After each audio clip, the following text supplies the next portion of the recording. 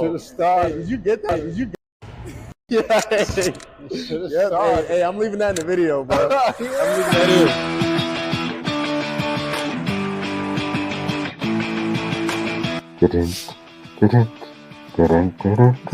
Well, I know I need to send you.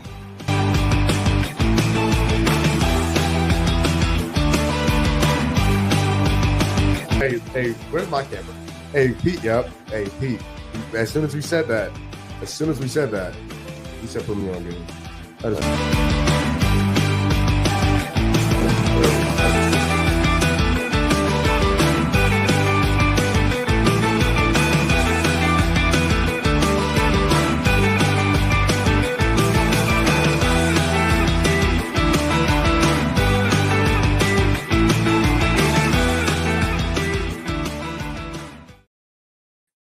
Good evening, afternoon, morning, Hanukkah, Christmas. Welcome into Gumball Sports Machine, in which we love, we laugh, we hug, we cry, we smile, and most importantly, we are positive. I hope you all had a great holidays and Happy New Year to you all. This is the first episode of 2026. We're back and we're better than ever. And of course, as you all know, the ship, train, bus. It's not ran on one person. It's not just me. You know, of course, tonight I got my dog, my OG. Triple OG Tone. Tone in the building, Tone. What's the word? What's going on? I'm cool like a fool, and you know. How you doing, brother? Happy New Year's, man. Happy New Year's, man. Hey, listen. New Year, same me. Devin Booker is the GOAT. Oh my Lord. No. We gotta call somebody. Let's get you Call who? Who we call? A psychologist. Okay, you know what? If that's the case, then you might have a point. But Tone, holidays was good. Yeah, man. Fam had a ball. I had a ball. You know, it's good to see the kids smile. Man, well, voice crack. Goodness gracious. I'm excited. Okay. I'm excited. We got a lot to talk about. Okay. A lot of football to talk about. But Tone, we got the basketball expert here. Okay. We got to talk some basketball with you. And there's some big news that's happened. Okay. Trae Young requested a trade from the Atlanta Hawks. Now, this possibly for the first time it's any human of all time has requested a trade to the Washington Wizards. Trae Young did that. He requested a trade to the Washington Wizards, and, well, the Washington Wizards obliged. The Washington Wizards traded C.J. McCollum and Corey Kispert to Atlanta in exchange for Trae Young. Tone, your feelings on this trade? Your pure reaction. Who won the trade? I listen. I got my own feelings right now. You can see I kind of laughing, but your feelings on the trade. Yeah, I mean, I'd say Trae Young won the trade. If anything, he wanted out. He got out. I guess that was the team at the top of his list. I think it's interesting that was the team that he wanted to go to, but I'd say he won. Now he's got a point to prove, you know, to the world, especially to the Atlanta Hawks. But I think overall it's a good trade for both teams. I feel like the Hawks have the right pieces now. They'll I think Johnson's got to get a little bit better, a little more consistent. I feel, yeah, you know how I love that boy Daniels. Oh That's yeah. a problem. Um, and I like Nikhil Alexander. So I feel like they have a good core to work with and build for the future. And I also think that the Wizards have some pieces over there for Trey to make better if possible. I think that's one of the issues that he's had in the past is he's the guy who's got the basketball in his hands 70, 80% of the time, and he's not known for making his teammates better. Now he's a problem. He's a guy there's not a lot of point guards in the league that are averaging 20 and 10. I think it's him and Halliburton are two. I can't think of anybody else who's doing that from the point guard position. Yeah. He's not known for his defense, but again, he's got a point to prove, man. If he can go over there and change the narrative for them next year, because I heard that he might not even play this year, which is interesting. Yeah, I was like, maybe somebody's just trying to get some Twitter likes or some Clicks. But because I thought he was healthy, I didn't see why he wouldn't be playing. And you would think you want to build some momentum for next year because they're not going to actually do anything this year. So get himself acclimated to the team. But overall, I'd say that Trae Young, as an individual, won the trade. And he's an all-star. So hopefully he can go over there, put up all-star numbers, make some of those guys better. They got some pieces over there too. But yeah, I think he needs to just focus on making everyone better and see what can happen. The East is actually a little strong though, so I don't know, man. I think this is a case of addition by subtraction for the Atlanta Hawks. I think I've said it on the show before. I think Trae Young is the most overrated player in the NBA. He's supremely talented. He has a lot of gifts. He can shoot the ball. Tony, you just mentioned he passes the ball really well. Now he does turn the ball over quite a bit, but you kind of mentioned it. This Atlanta Hawks team is going in a different direction. When you talk about how well they were playing before, while he was hurt, and then he comes back and then they lose 7 games in a row. I don't think that's by coincidence. I think Trae Young just wanted a change of scenery. Now, Washington, I guess, is his preferred scenery. But I think it's just to go over there and maybe try and build something of his own. I don't know. And if you're the Wizards, what do you have to lose? It's not like you're giving up a bunch of first-round picks. It's not like you're giving up, some crucial piece. You're giving up C.J. McCollum and Corey Kispert. What do you have to lose if you're the Wizards? And I think you're right, Tone. I'm in agreement with you. I think Trae Young won the trade. I don't necessarily think the Hawks or the Wizards won the trade. I think this was more of an individual thing. I think Trae Young won the trade. He wanted out of Atlanta, and he got out of Atlanta. And now he's going to have the freedom to go do whatever he pleases. He's probably has the keys to DC before he even arrives in DC. So I don't know why he wanted to go to Washington, but he did. And like you said, they have some pieces over there. They have Bilal Coulibaly, Kaishan George, Trey Johnson. Like they have some guys over there that could play. I just not sure why Washington was the place he wanted to go. The Trey connection is going to be some trades. Them boys, that boy Trey Johnson can shoot, boy. He's got a clip, boy. He's got a clip. Now, Tone, it's time for me to reintroduce the a guy who's grinded. He's grinded it out. You know what I'm saying? He's paused. That was crazy. That was crazy. Start the news. Little crazy. But he is David. He is D-Lo. He is David Largo. He is AKA co-host. D-Lo has arrived. No. D-Lo, why are you showing that face? Why is that the face that you're making? I hate that. Like that's how I'm getting introduced. You're grinding, man. You're working hard. Yeah, and no. I hate that. That's how that's how that. For the new year too. I guess that's Yes. It's fine. Happy New Year, David. It's fine. You know, it's whatever. New Year, same low.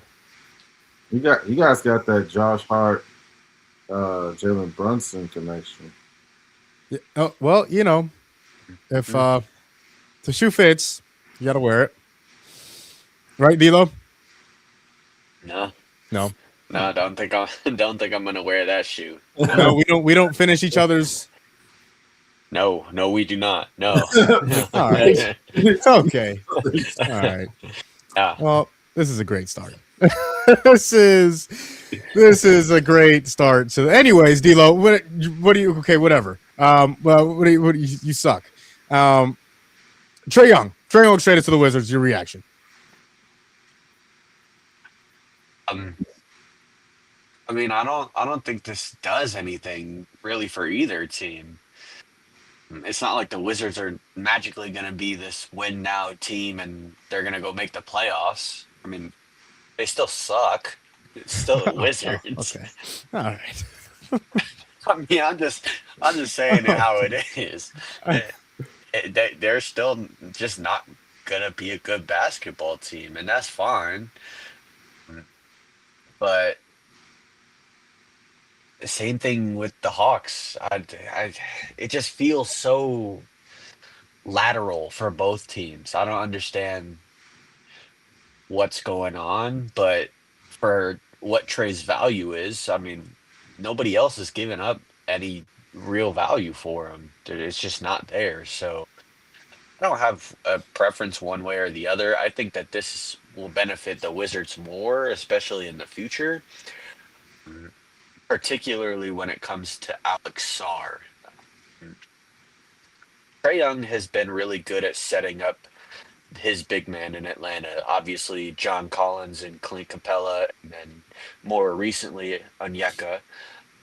And he's been really good at, getting the best out of those centers. And I only think that this is only going to help like Sarr. So I'm excited to see how he grows with Trae. But other than that, it's like I don't see either team just being better from this. I really don't. Tone, the peak for this Wizards team with Trae Young.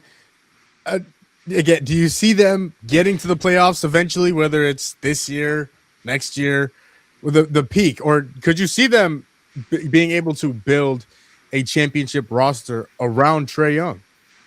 No. I think the peak is maybe playoffs, play in. It all depends on what happens with Giannis, honestly, because the East is getting better. You got Orlando is playing mediocre basketball, but they're likely to still be better than the Washington Wizards. And, then you got the big, 4 or 5 teams, the Knicks, Celtics, the Bucks, if Giannis does stay.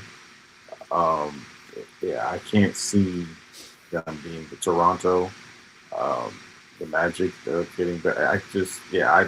It was weird to me that he wanted to stay in the East. I thought that he would have, or tried to make it to Lowe's team somehow, some way. Miami's going to make a move eventually. They're going to make a move. Trust that. I trust and believe Miami does not want to stay where they're at. That's the East Coast Lakers, and somehow like they have the great weather in the East, besides Orlando. But Miami is the bigger name. I can't see them not wanting to be in that room with the Celtics, the Knicks. I can't. And now Detroit. We can't leave Detroit out of it. They're the number 1 team in the East. I just don't understand why he wanted to go to a team that they don't even have a veteran over there. Kuzma. That's interesting. Chris Middleton. He's still on the team. Yeah, Chris Middleton still is on the team. Does he play? He's always hurt. He's on the roster. I'll say that he's on the roster. But Tone, I'm glad you brought it. Sorry, go ahead. So he's the shooting guard version of Anthony Davis. You walk by him, and that's another guy that is just exists. I'm glad you brought up Miami though, Tone. I want to talk about them here in a minute or two. But Trae Young is the guy that he doesn't exactly like competition. And when I say that, he wants to be the number one guy, right? When he took the Hawks to the Eastern Conference Finals in 2021, the second best player on that team was Clint Capella. Like he wasn't. That was Trae Young's team. Jalen Johnson has absolutely broken out this year. He has. He is the best player on that basketball team, Trae Young or not. And he showed it. He's broken out this year. He's averaging almost a triple-double. He should be a first-time All-Star this year. Jalen Johnson has looked absolutely fantastic.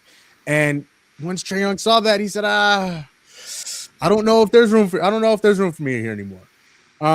So D'Lo, I want to ask, is this Jalen Johnson's team now? Is this the team is this Jalen Johnson the guy that the Hawks need to build around in order to have success? No.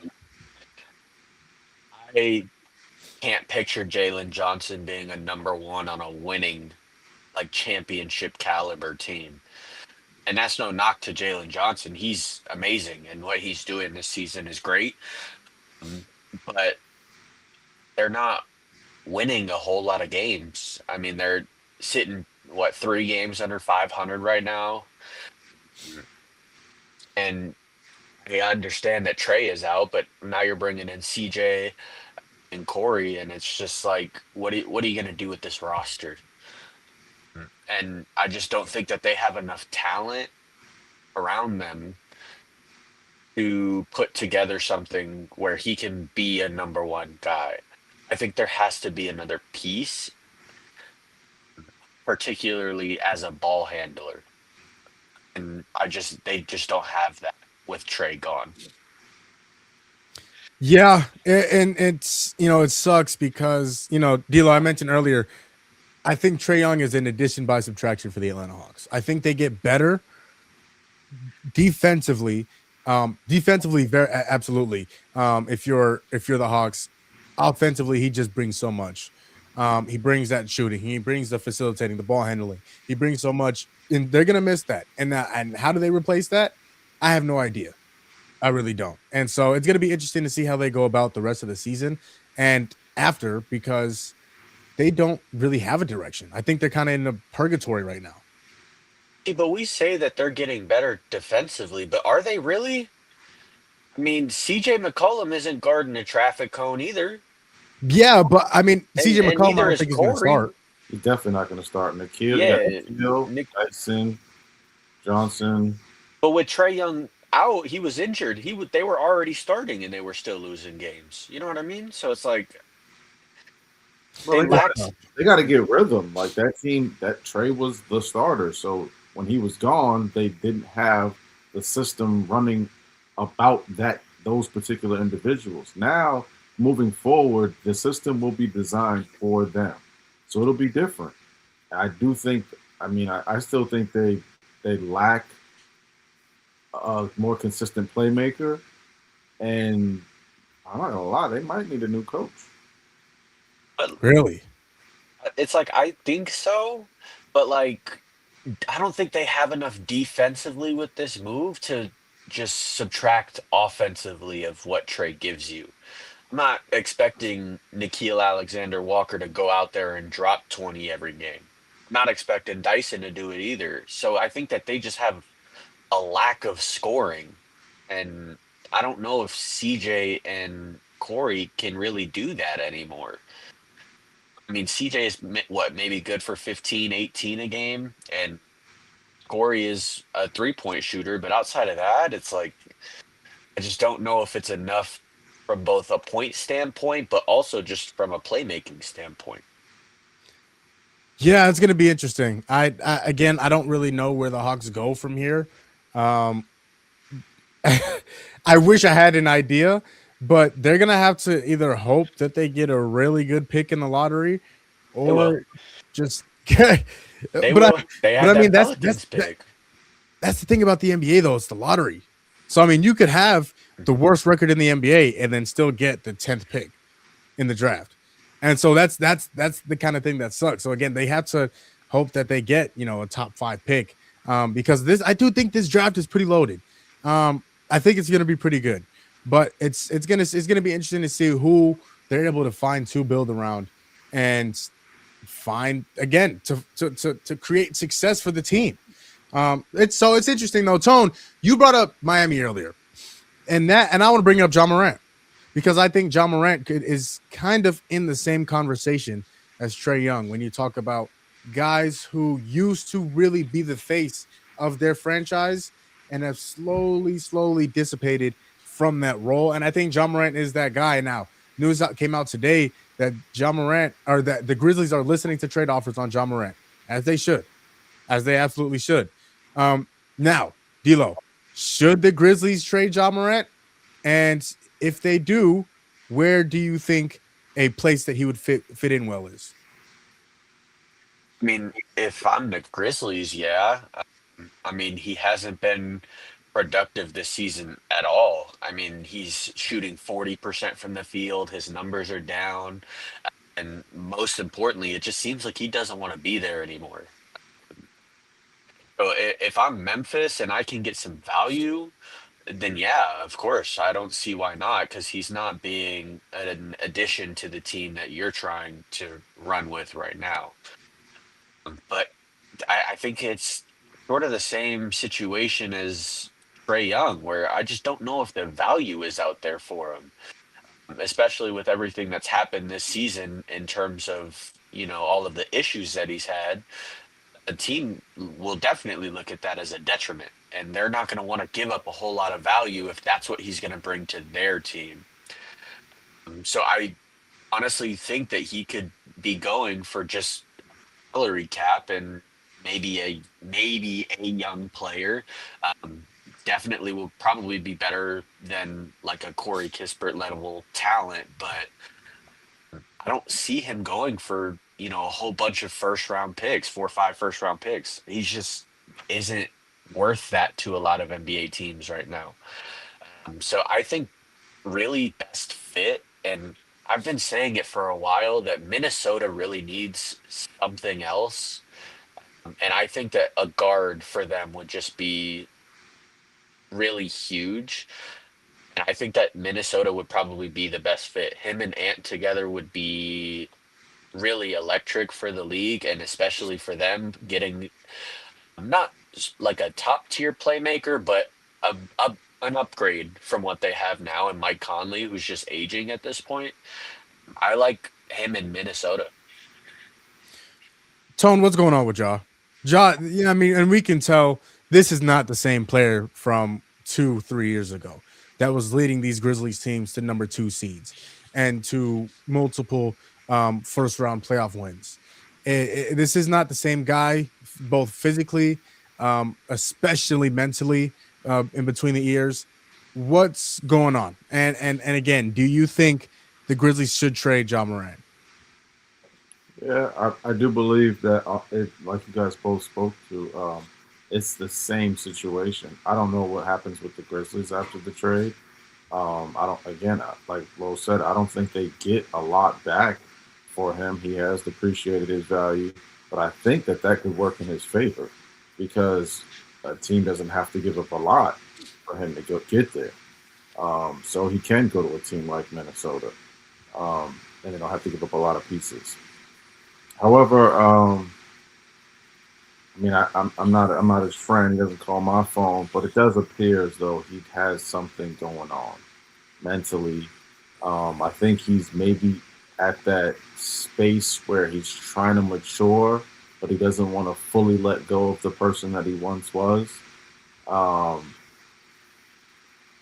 And I think that also affected him physically, because when you're not playing the game, you don't understand the speed and the things that are changing. You're not evolving the way everyone else is every day that they play the game. And then in order to get back on the court, you're just not working at the same, you're not working at the same tempo. And so you then tend to get injured. And he's had a couple of those this season. And so he needs to be more consistently on the floor. Hopefully he does get traded, just so we can see, he's a unique talent. and he's an attraction on the court. You know, like he's one of those guys that the fans love to ooh and ah about, and we don't have a lot of those like we at the times we've had, and so it'd just be cool to see him back on the floor, being a former. But yeah, I do think he needs to be around a mentor, somebody who can help him remold and reshape. But I think that would be a good fit for him, Lo. That'd be exciting basketball, especially because Minnesota's actually climbing. They're climbing, and they could be scary if they get another a piece like him and not have to lose too much. It's like they figured something out in Minnesota. Rudy's making himself valuable. Julius has been really consistent. Nas has been better. Ant's been Ant, and so that'd be a unique addition, and it'd be interesting to see how he can maybe find success in Minnesota. It looks like he's lost his passion. Honestly, if you ask me, it looks like he's lost his passion, at least playing in Memphis. I watched him play against the 76ers. This was maybe about a week and a half ago, and he was phenomenal. The game went into overtime. They did end up losing. VJ Edgecombe hit a late 3 in overtime to put the game away, but that was the most passionate and probably the best Ja Morant I've watched play in years, and he was phenomenal in that game. But the thing is with Ja, those opportunities happen too far and in between. They don't happen consistently enough anymore. So if I'm the Grizzlies, I think it's time to move on. On a business standpoint, I think it's time to move on. I think you're not going to get any more for Ja Morant than you will right now, because you guys both have mentioned his value has depreciated. He's not the same player he was 2 years ago, whether it's because of injuries or whether it is mentally. And I feel for the man that is Ja Morant. I feel for the person that is Ja Morant. But at the same time, the Grizzlies, hey, you know what? We're trying to win games. And if you're not going to help us do that, it's time for us to move on. And I think that's what the Grizzlies will do. I don't know if it'll be this year. If I'm being completely honest, I don't know if it'll be during this season. I think it might happen in the off season where they can really have discussions with teams and have thorough discussions with teams, and there's no trade deadline in June, July, August, in the summer months. But I think it is time for move on. And one of the teams I was thinking of, Miami would be a good place. I'm kind of in agreement with you guys. I think him now, as much as I get on Anthony Edwards, first of all, is a fantastic basketball player, and he is a passionate basketball player. You can see how much he loves the game when he plays the game.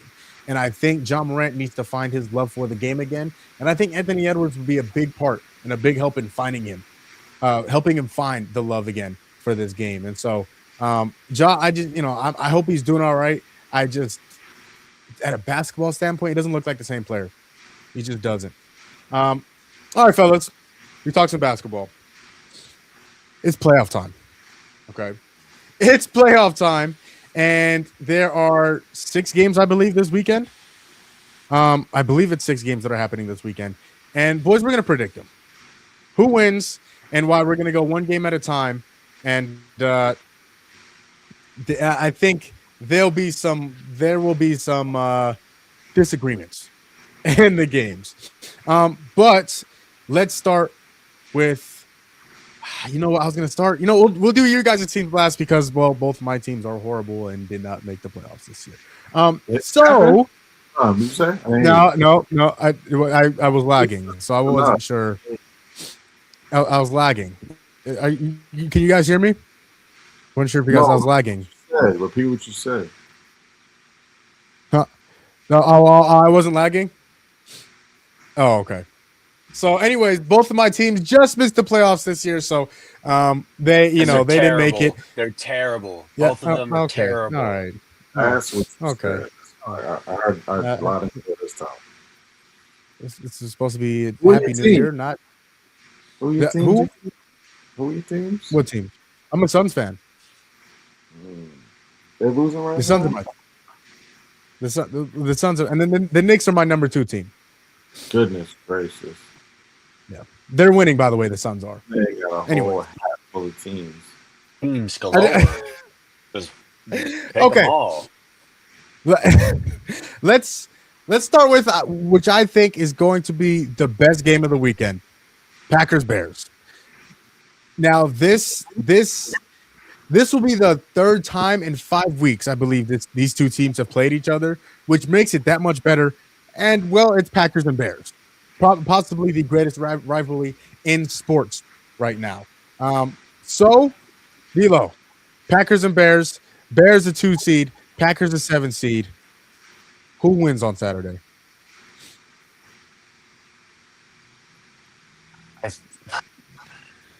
And you're supposed to let me go first because every time Lo go first, I end up picking his teams and I can't have no credit. Go ahead, Tom. Oh, you know, yeah, go ahead. You go ahead. I got the Bears.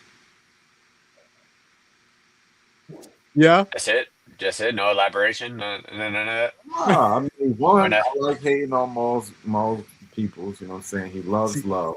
See, there you know? go. See, there you go.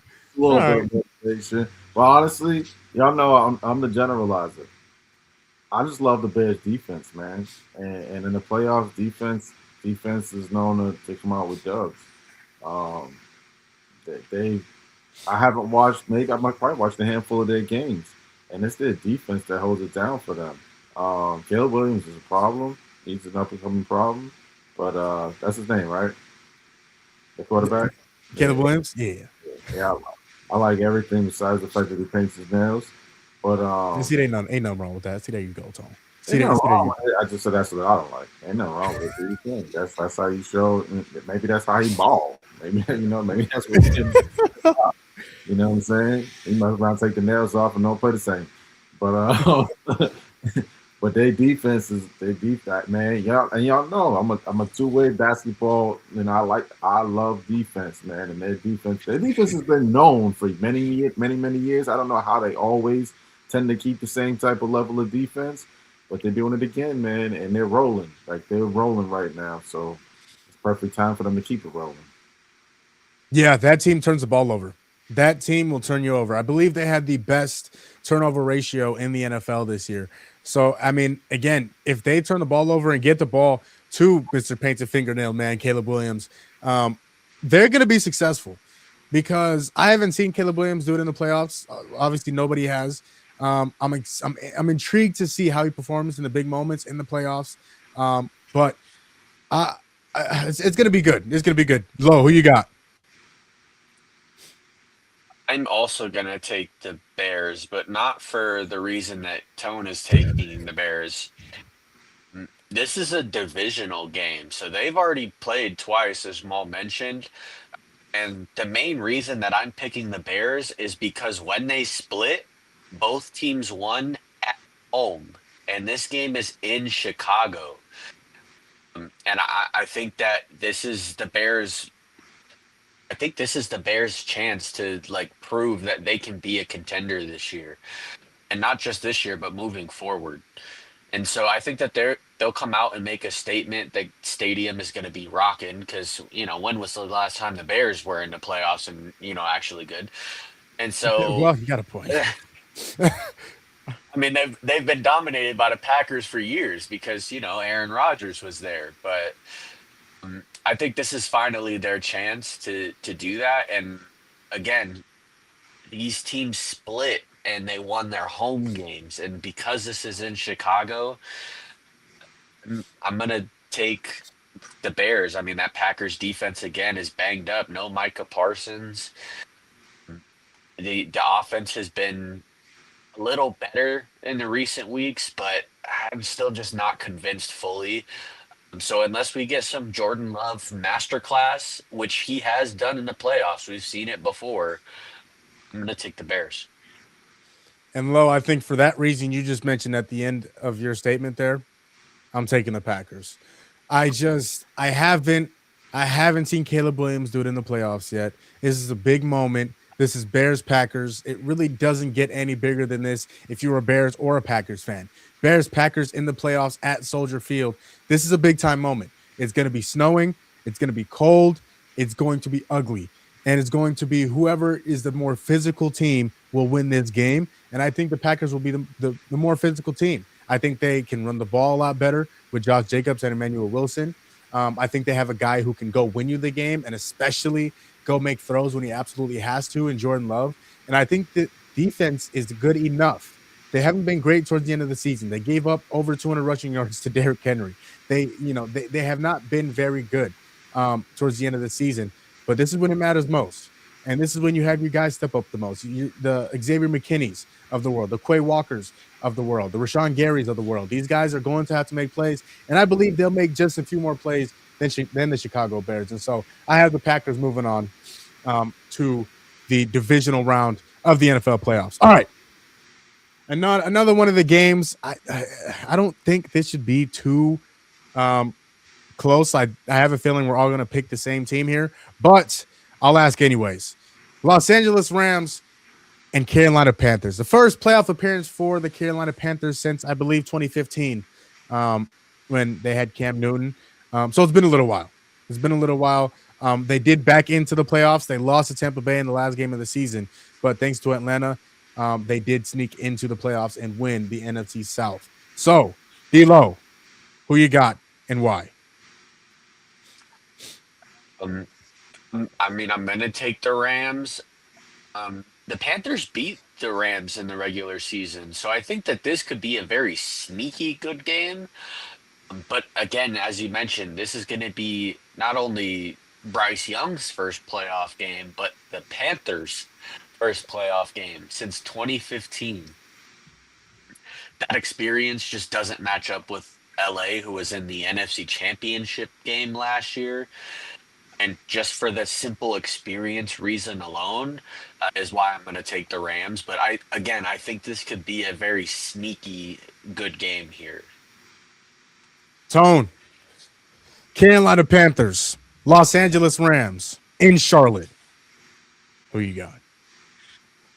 Yeah, you're right. We're likely all going to pick the same team. I think Matthew's got a point to prove, man. I'm sure he's hearing the whispers about Drake trying to steal his trophy.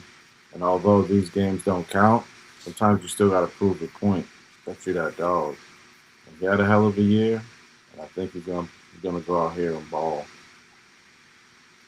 Yeah. Where it's 1, 2, and 3 makes company, whatever that thing is. The Rams are going to win. I don't necessarily think it's going to be very close. The Panthers have had a very good season. But it's time for it to come to an end.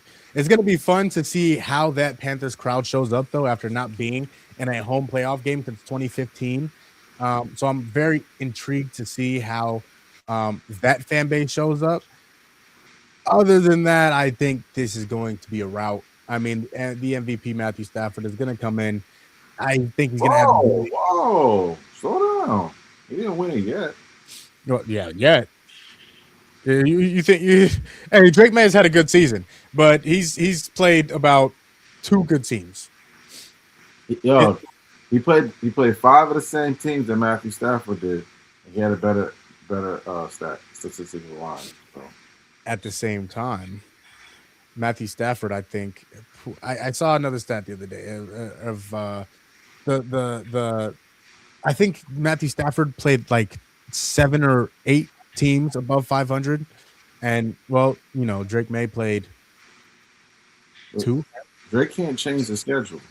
True. Games that you gotta, Very true. And but at the same time, Matthew Stafford can't change the schedule either, and so Matthew Stafford just happened to play a lot better teams and was a lot more successful. He threw for more yards. What? He had more touchdowns. He had the same amount of interceptions.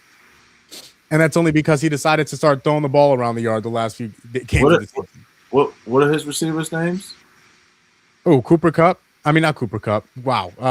Devontae Adams and Puka Nacua. Yeah. Where do they rank amongst wide receivers in the NFL? Why are we having this conversation? Because most all the drama. Did nobody start no drama? See, there you go. See, did nobody start no drama? Matthew Stafford is MVP. You know that. You and I both know that. You're not D-Lo. Who's MVP? I'm not getting in this we could debate this another time, but we're talking about playoff matches right now. See, there you go. You're supposed to be the voice of reason, and you don't want to get no reason. This is the voice of reason. What do you mean? We trying to stay on topic. Yeah, Oh. whatever. I guess you're right. Yeah, he just snuck in a jab and then he got Max on the fourth jab. Okay. Sorry. You're right, D-Lo. Like, we're back on topic. Okay. All three of us picked the Rams to win. I think the second best game of the week. Buffalo Bills go into Jacksonville, go into Duval, and play the Jacksonville Jaguars. D-Lo, who wins and why? I'm glad you think this is the second best game because I think this will be the best game of this weekend. I don't even think it'll be particularly close either. Jacksonville is 8-0 in the last 8 weeks. Trevor Lawrence is probably the hottest quarterback going into the playoffs right now. And I think that they are probably the most complete team in the AFC right now, both offensively and defensively. They have been rolling. I think, however, that whoever wins this game will come out of the AFC. That is just my opinion. But I 100% believe that whoever wins this game will more than likely come out of the AFC. No, he won't go there. With that said, I'm going to take the Jaguars. I'm going to do it. Now, listen, I think that Josh Allen is miles better than Trevor Lawrence as a quarterback. I think we could all agree to that. Agreed. But the Bills roster, it just in general, is so inferior to the Jags that I don't know if Josh Allen himself can overcome just the roster deficit. And this game is in Jacksonville. I'm going to take the Jags.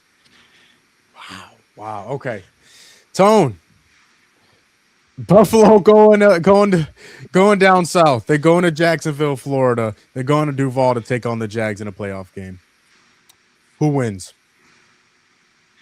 I thought I was going to be the lone shark. Lowe's already cut my throat. I'm picking the Jags as well.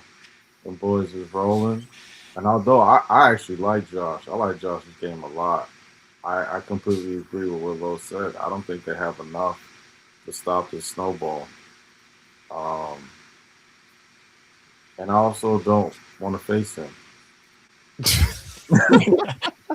He's picking the Jags, but he wants Buffalo to win. He 100% wants Buffalo to win. That's okay. You won't have to face either of these teams, actually. But we'll get to that in a few minutes here. Looks like I'll be the lone wolf. I'll be the standout. I'm taking Josh Allen. Josh Allen is the best player left in these playoffs. He just is. And this Buffalo Bills run game is very good. They were, in fact, the best in the NFL. And I think they're going to be able to control the line of scrimmage, on offense at least, for a majority of the game. And I think for this game, whoever wins the time of possession will win this football game. And I think with the run game that the Buffalo Bills have, obviously they still have a pass game because they have Josh Allen under center. They're going to be able to throw the ball around the yard. It's going to be up to the Buffalo Bills defense to get a stop. It really is. And the thing is with Trevor Lawrence, he's been prone to give that ball to the other team. I saw it firsthand. With these idiots. Where they at? These idiots. 4 picks. He threw 4 picks to the worst team in the NFL. The worst team in the NFL. Now, they won in overtime. They absolutely did. But you throw 4 picks, you're supposed to lose that game. He throws 4 picks tomorrow or on Sunday, whenever this game is, he will lose. And I think he's going to get turnover heavy. I think he's going to feel the moment. I think the pressure is going to get to him, and I think he's going to turn the ball over a couple times. And so because of that, you give the ball to Josh Allen more times than he should have the ball, you're going to lose. And that's what's going to happen. I got Buffalo. I got Buffalo this weekend. I got Buffalo going into Duval and taking down the Jags. All right. A game in which I think is going to be the most physical game. Outside of the Bears and Packers, I think this will be the most physical game of the weekend. Monday night in Pittsburgh, the Houston Texans going on and taking on the Pittsburgh Steelers. Aaron Rodgers and his 72-year-old self coming out of the AFC North. D-Lo, Texans, Steelers, who you got? I think your comment solidified who we all should be picking here. 72-year-old Aaron Rodgers. I'm going to Texans. I don't think this game will be close either. Tone, Aaron Rodgers, your age mate, or the Houston Texans? Who you got? Okay, that was unnecessary. Hey, it really was. Hey, listen, that's cool and all. We love, we laugh. I'm laughing. Do you? Hey, Lowe's laughing. All right, my bad, Tone. That's on me. I'll take that one on the chest. My bad. Hey. Yeah, he's wilding. What? How? Okay, no. How was that AO? How is that a pause? I'm not even gonna ask you to repeat yourself. Let's just move on. See, there y'all go. Y'all nasty. But you know what's crazy? Is I do think that Houston's gonna win, but I want AR to win. You know what I'm saying? I want AR to shine bright one last time, man. And this is likely Mike's last coaching run with Pittsburgh. Ooh. Yeah, I think the whispers are out there. Mike might not be coaching them next year. Okay. So hey, I'm gonna go. I think the Texans will win, but I'm gonna go with Pittsburgh. I think that's interesting because, well, Tone, I will say I think Mike Tomlin bought himself another year by getting into the playoffs. I think he bought himself another year by winning the division. With that being said, this is where the road ends. The Houston Texans, I think, are the most dangerous team in the AFC. In fact, they might be my pick to get out of the AFC and represent the AFC in the Super Bowl. That's how good I think this team is. The team has the best defense in football, let alone the playoffs. In football, this team has the best defense, and they have a quarterback who can go win you a game. Those are two components of a football team that are very dangerous and can win you championships. And I think the Texans have a very good opportunity to go do that. And so that's what I got on Monday night. That's what I got. Okay, here we go. Now we're getting to you guys' two teams. Oh, you know what? Let's start with the Niners. Niners going into Philly, the reigning, defending Super Bowl champions, going into Lincoln, the Link, taking on the Eagles. David Largo, you taking your Niners, or is this where the road ends? Nah, this is where it ends, man. And I hate to say it. I really wish I could be biased here and take my team. But I don't know if I can. Now, the only way that this game can even be won by the Niners is if the Eagles struggle like they have all season offensively. Is that going to happen, though?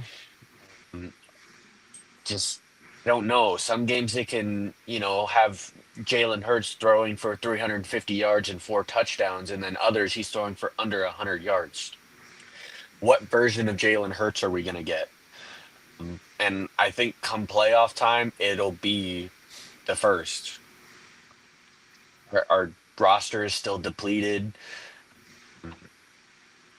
Offensively, we've been a lot better, and now that Brock is here, but I just don't know if it's enough because that Eagles defense is still as stingy as ever. I really wish I could pick the Niners. I really wish I could, but I'm gonna take the Eagles. Tone, D-Lo's Niners or the reigning champs, the Philadelphia Eagles? See, there you go. See, in the doggone Eagle. Fortunately, I don't think this game's going to be pretty. You could have just said the Eagles and left it at that, but you're like rubbing salt in the wound right now. See, hey, I'm being positive. I'm loving. I'm laughing. I'm crying. See, Tone ain't no good. Nah, they did have a run though. I just think that they've hit some road bumps, some speed bumps at the wrong time of the season. Um, but maybe this will help them next year.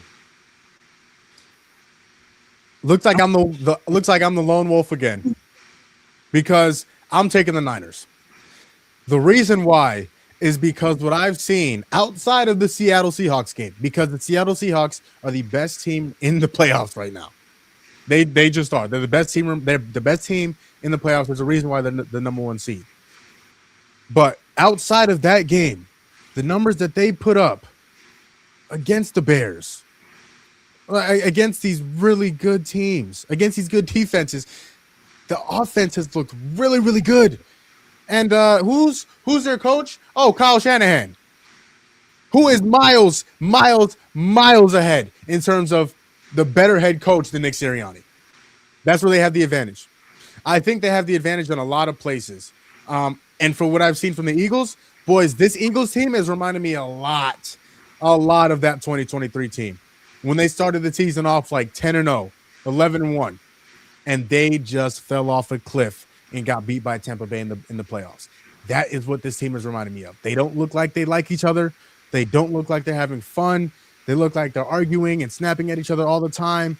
That's not keys to a successful football team, and it's going to come back to bite them this weekend.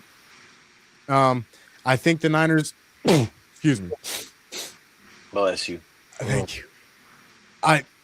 The Niners are going to win this game. The offense, because the Eagles are going to have to score with them. This Niners offense is really, really good. Brock Purdy has looked really, really good. Now, that Dougie doesn't look very, very good. But his football game has looked really, really good. Huh? Where's the game at? In Philadelphia? Philly. In Philly, yeah. Yeah, that's another. It's going to be cold. But it's not like they haven't done it before. It's true. Yes.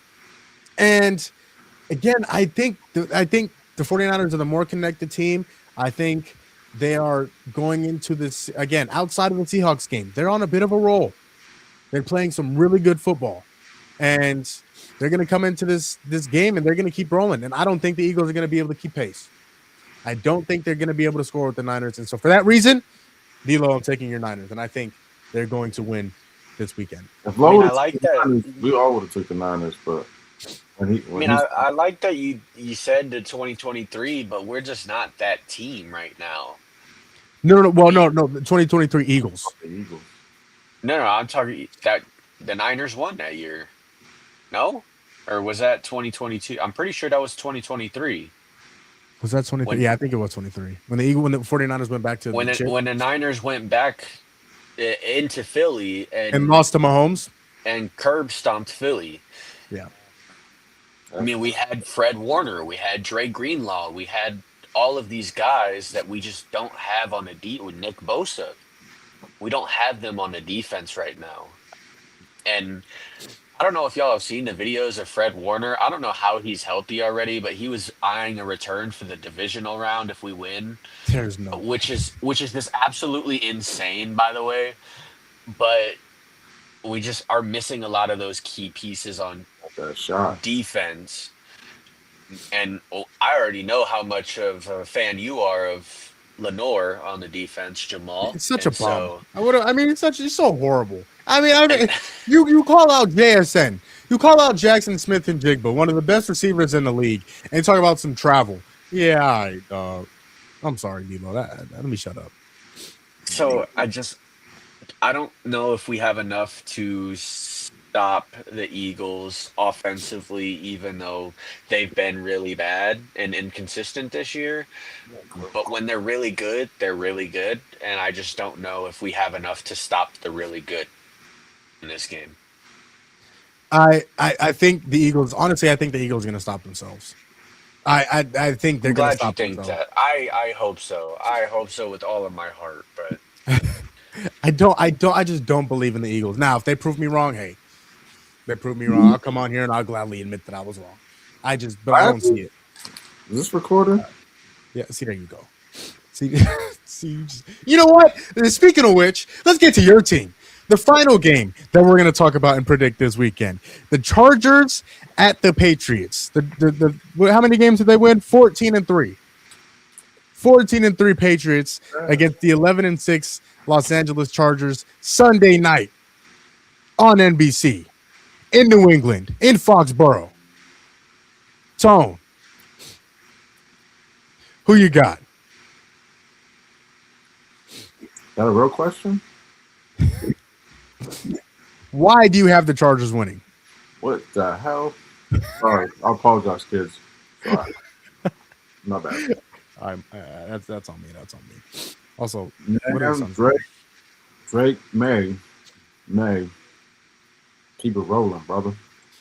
Keep it rolling. He gonna find Diggs for a cool 9 receptions, another 100. We're gonna cook, man. I love what we've been doing. I think we're gonna be very well prepared. Lo, you've been a fan of this team all year long. They are hosting a playoff game on Sunday night in the wildcard round in Foxborough.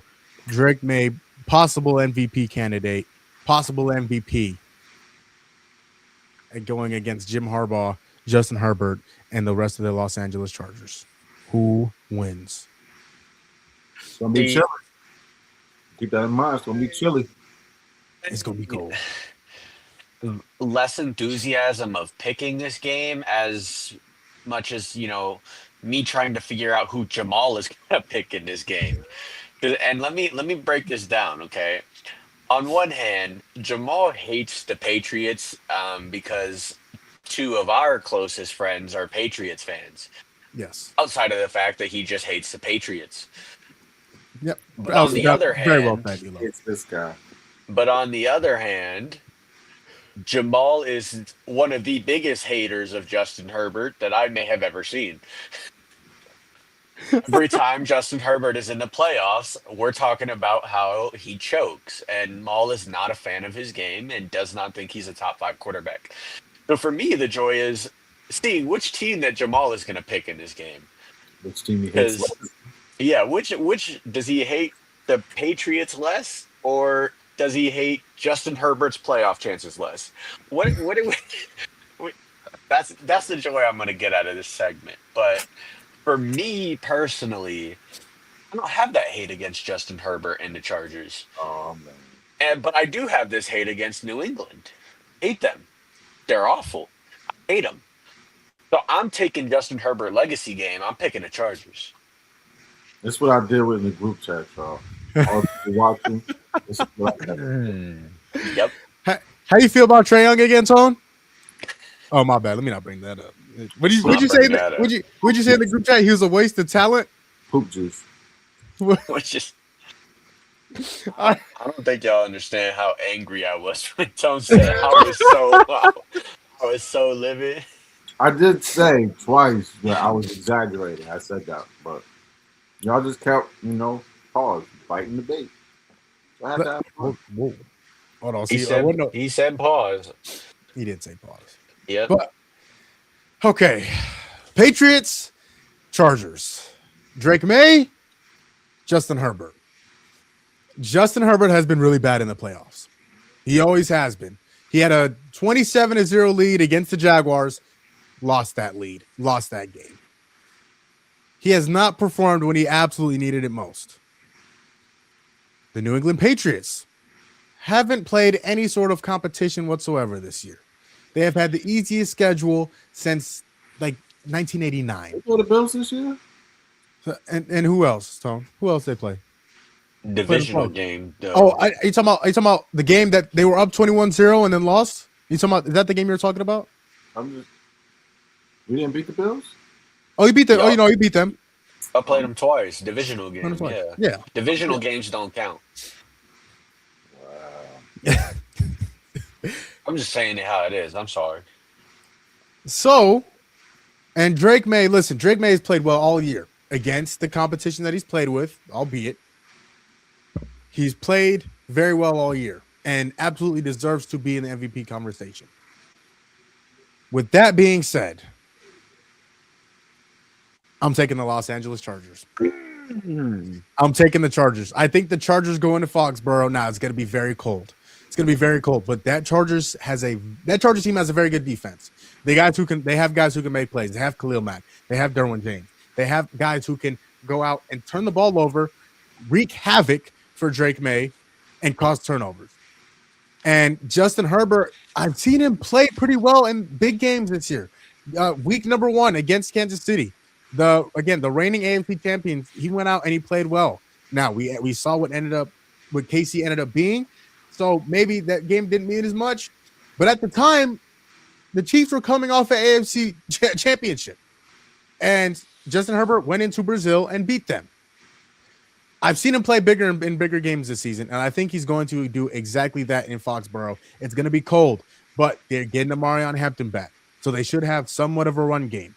The Patriots' defense has been good. I don't think it's great.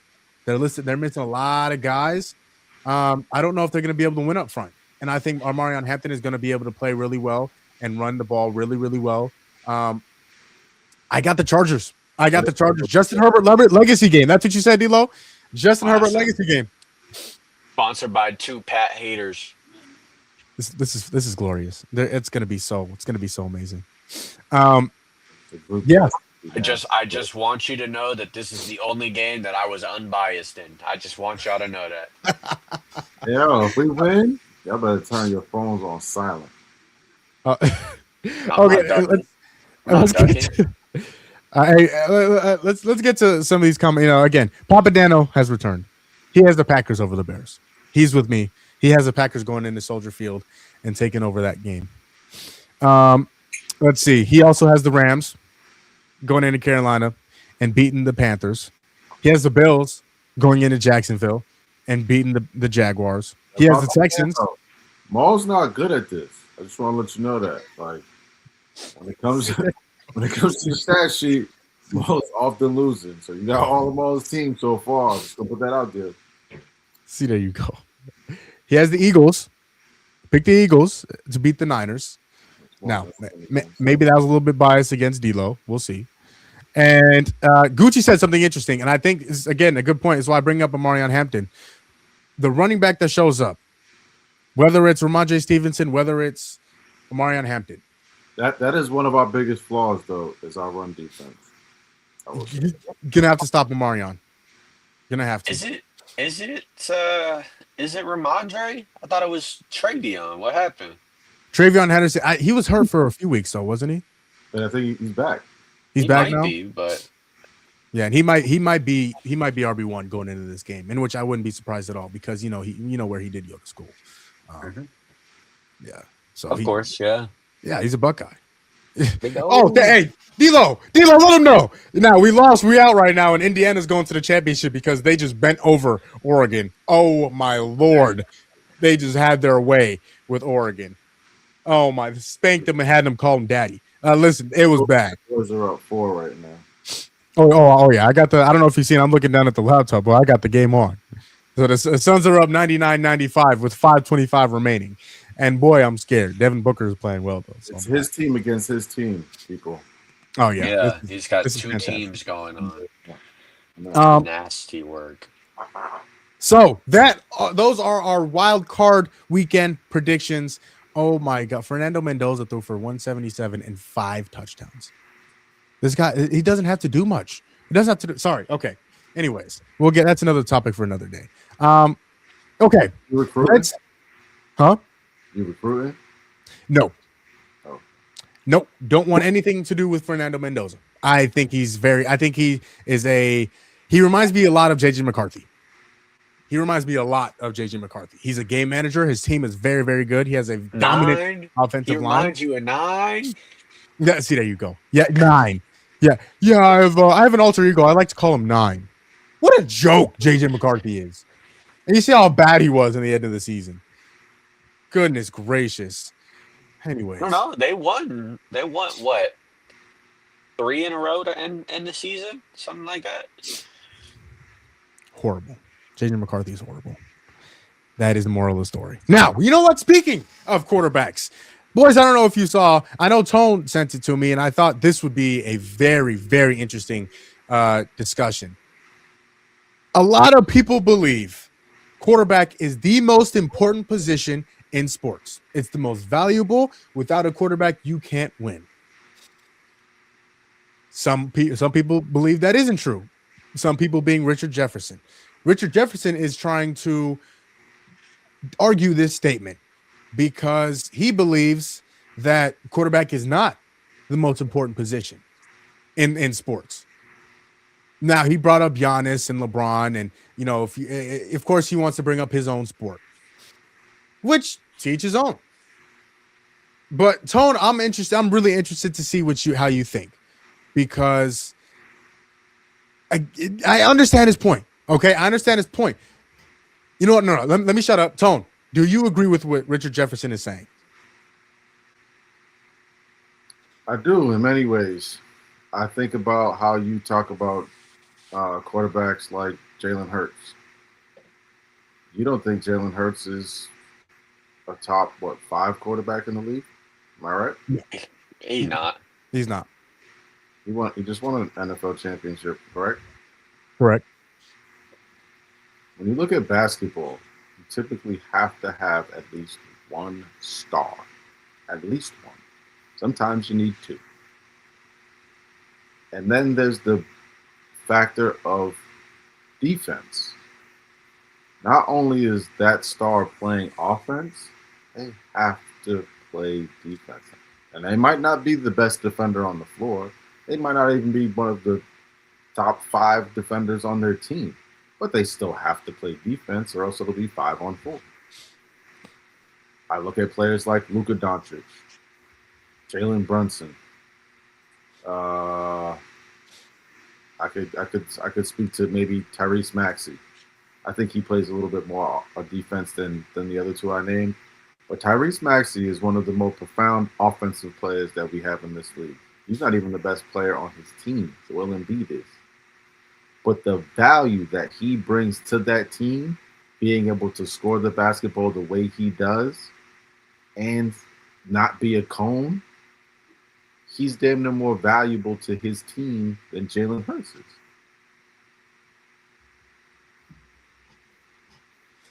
In the city of Philadelphia, they both play there.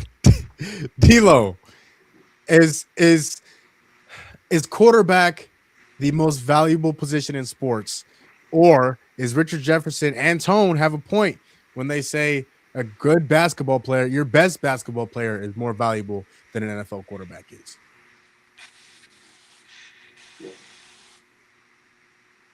I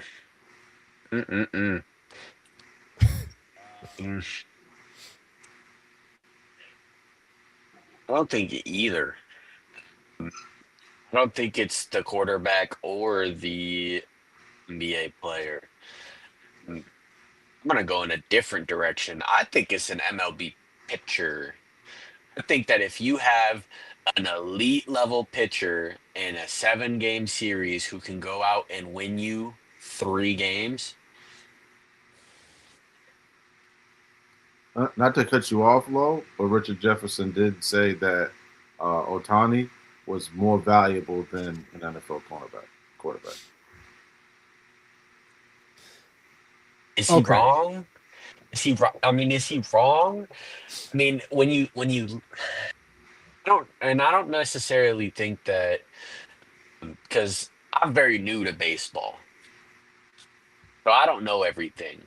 But when I see a guy that's getting walked every time he's up to bat, that screams that guy is a lot more valuable than anybody else. That's a great point. Am I wrong? They are literally scared of him hitting the baseball so much that they're willing to give up bases to not allow points. That's super valuable. Yeah.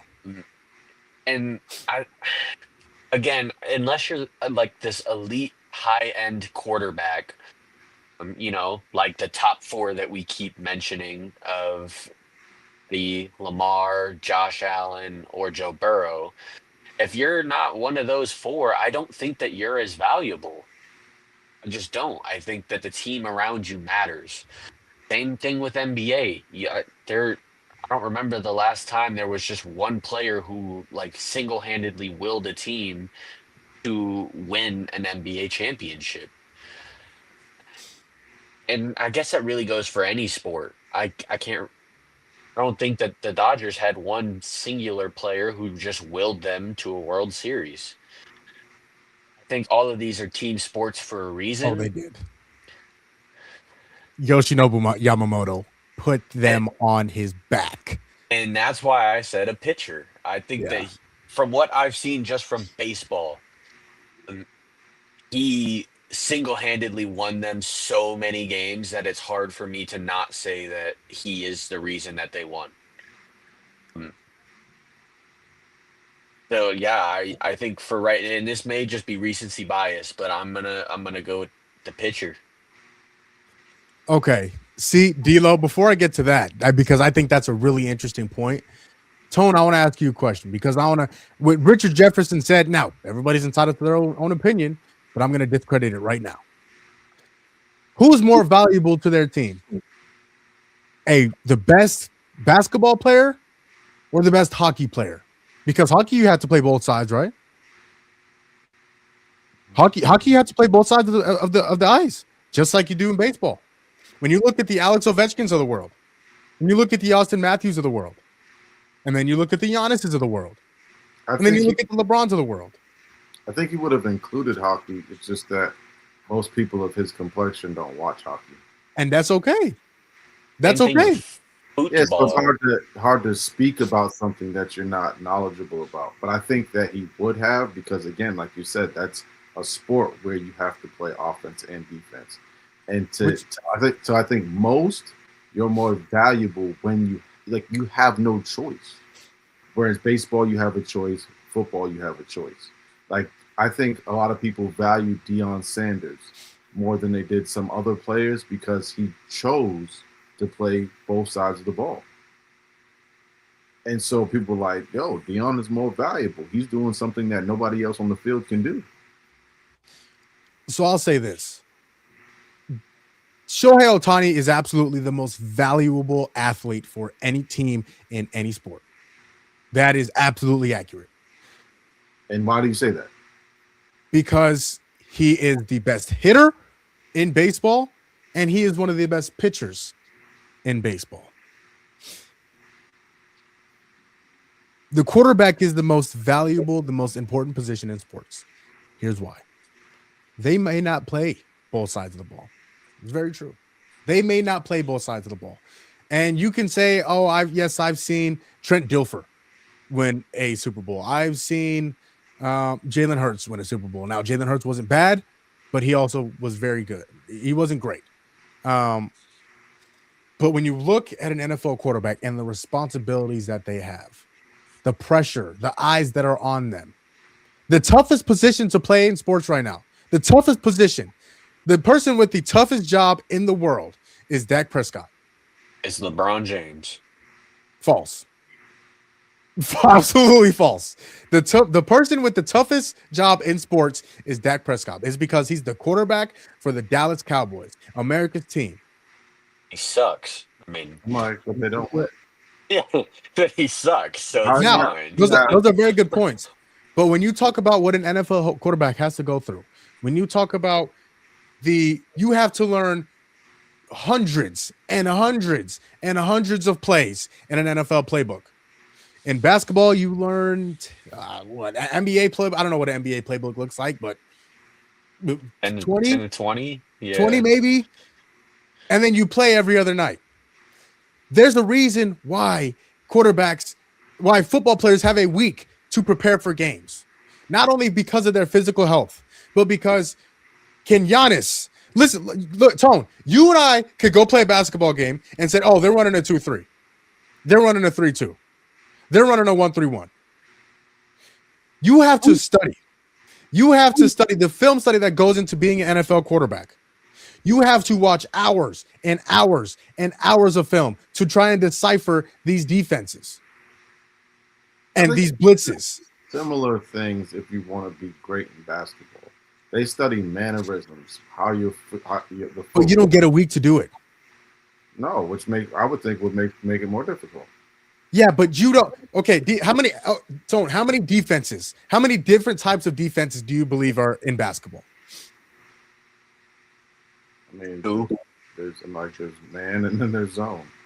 No. The type of zones though. So you have 1-3-1s. You have you have 2-3. I'm telling you right now. There's a box and 1. There's a 3-2. There's a 2-3. But I'm telling you right now, I have not seen an NBA team that is in a zone not run a 2-3. I don't think I've ever seen. Oh, maybe prime one during the NBA Finals 2 years ago. I was gonna say maybe prime Steph, where you're face guarding Steph, and then you're just 3-1 the rest of the way. Yeah, I mean, I don't think I've ever seen anything other than a 2-3 or man in the NBA. But as a quarterback, your job is to. Everybody is depending on you. Everybody is depending on you. The wide receivers are depending on you. The offensive line is depending on you. The running backs are depending on you. The defense is depending on you because the defense can get as many stops as they want to. But if the quarterback doesn't take the team down the field and go score touchdowns, they can't win the football game unless the defense scores on its own. Yeah, but how often does that happen in big moments? And so when you look at the quarterback defense, I said, but he literally doesn't even have to play defense. No, again, he doesn't. Resting while other people are on the floor burning energy. He doesn't. But okay, I'll tell you like this. Okay, Tom, I'll tell you like this. At what point in time can Giannis not get fouled out, not get ejected, leave the game with the lead, and still lose the game? It could happen every game. That could literally never. He can't. That can never happen. Giannis cannot score the last basket. He cannot score the last basket. And again, he doesn't get ejected. He doesn't get fouled out. Giannis cannot score the last basket and then lose. And then if he loses the game, he'll be in the game. Does that make sense? Does not make sense. Okay. So, say Giannis scores, he puts his team up 101-100 with 3 seconds left, right? He's in the game to play defense. Mm-hmm. He's in the game to play defense, right? Mm-hmm. He's still in the game. So he still has a chance to stop the other team from scoring. Mm-hmm. Right? Mm-hmm. Now they've changed the rules since, but there was a situation in which Patrick Mahomes had Tom Brady on the ropes in overtime, went and took the lead from his team, mm-hmm. and lost the game. That's how important a quarterback is. Like, again, I'm hoping what I'm saying is making sense, but that's it's the GOAT. Well, okay, yeah, it is the GOAT, but what a quarterback has to go through is so much more than what a star player on a basketball team has to go through. Mm-hmm. I agree. Now, okay, real quick, we're gonna react to the last.